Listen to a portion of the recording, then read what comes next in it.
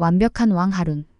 역사학자들은 하룬 아라시드 칼리프가 그 시대의 가장 완벽한 왕이었다는 것에 이견이 없다. 사실 그가 가장 완벽한 왕이기는 했지만 걸핏하면 화를 내는 성격이었고 허영심을 어떻게 말려볼 도리가 없었다. 그는 언제나 자신만큼 너그러운 왕도 없을 것이라고 자찬하곤 했다. 어느 날 총리 대신이던 지아파르가 왕의 허풍에 견디다 못해 왕에게 넌지시 말했다. 위대한 주군이시고 이 땅의 지배자이신 폐하, 이 못난 노예의 간청을 들어주소서. 앞으로는 폐하께서 자화자찬하시는 것을 부디 삼가하시고 폐하의 궁전에 있는 노예들과 저희 신하들에게 그 역할을 맡겨주시옵소서. 저희가 폐하의 땅에 태어나도록 섭리하신 하늘에 감사하고 외국의 노예들이 조국을 버리고 폐하의 그늘 아래 살게 된 것을 기뻐하는 모습에 만족하시옵소서. 하룬 왕은 총리 대신의 말에 마음이 언짢아졌다. 왕은 총리 대신을 무섭게 노려보며 지아파르가 무례한 발언을 했지만 자신은 너그러운 왕이기 때문에 기꺼이 이를 용서하겠노라고 말했다. 그리고 너그러움에서 자신을 비길 만한 사람이 있는가를 물었다. 지아파르가 조용히 대답했다. 폐하 바스라라는 마을에 아불카셈이란 젊은이가 있습니다. 비록 보잘것없는 평민이지만 어떤 왕보다도 화려하게 살고 있는 자입니다. 세상의 어떤 왕도 그보다는 너그럽지 않을 것입니다. 물론 폐하께서도 예외는 아니라고 생각합니다. 하룬 왕은 모욕감으로 얼굴이 벌겋게 달아올랐다. 눈동자에서는 울분의 불꽃이 활활 타올랐다. 죽은 앞에서 거짓말을 하는 신하는 죽음으로 그 대가를 치러야 한다는 사실을 알고 있느냐? 제 말에는 조금도 거짓이 없습니다. 저는 지난번 여행에서 아불카셈이란 젊은이를 직접 만나보았고 그 젊은이의 집에서 하룻밤을 지냈습니다.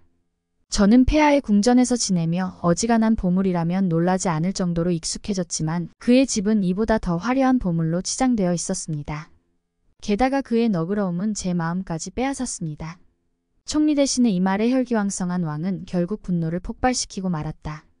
내가 정녕 죽고 싶은 개로구나. 별것도 아닌 녀석을 감히 나와 비교하다니 내 불손함을 절대 용서하지 않으리라.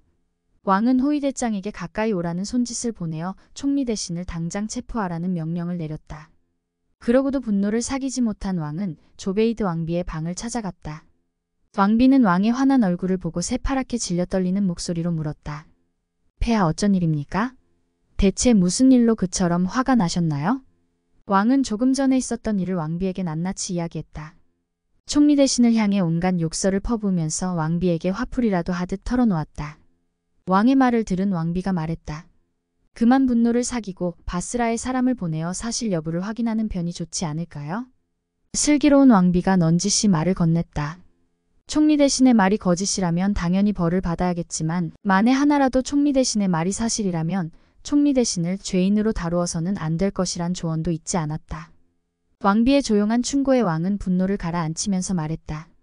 그래, 당신 충고에 따르도록 하겠소. 지아파르와 같은 충신에게는 그렇게 해야겠지. 꼭 그렇게 하겠소. 허나 그 일을 다른 사람에게 맡긴다면 거짓말을 할지도 모르니 내가 직접 바스라에 다녀와야겠소. 내 눈으로 직접 사실 여부를 확인해보리다. 그렇게 너그럽다는 젊은이를 내가 직접 만나봐야겠소. 그 말이 사실이라면 나는 지아파르에게 큰 상을 내릴 생각이요. 정직한 신하에게 어찌 벌을 내리고 원망할 수 있겠소. 하지만 내게 거짓말을 했다면 맹세컨대 지아파르는 목숨을 잃어야 할 거야. 하룬 왕은 이렇게 마음을 결정하자 곧바로 실행에 옮겼다. 왕은 그날 밤 아무도 몰래 성문을 빠져나갔다. 말을 타고 길을 달리기 시작했다. 조베이드 왕비가 혼자서 떠나서는 안 된다고 말렸지만 왕은 누구도 데려가지 않았다. 바스라에 도착하자 마을로 들어서는 입구에 커다란 여인숙이 있었다. 왕은 그 여인숙에서 말을 내렸다. 마음씨 좋아 보이는 노인이 왕을 맞아주었다. 하룬 왕이 노인에게 물었다.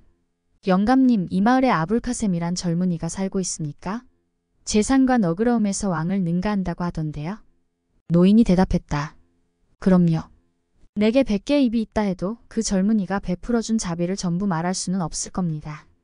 하룬 왕은 피곤했기 때문에 식사를 한 뒤 곧 잠자리에 들었다. 다음 날 왕은 새벽에 일어나 해가 떠오를 때까지 마을을 둘러보았다.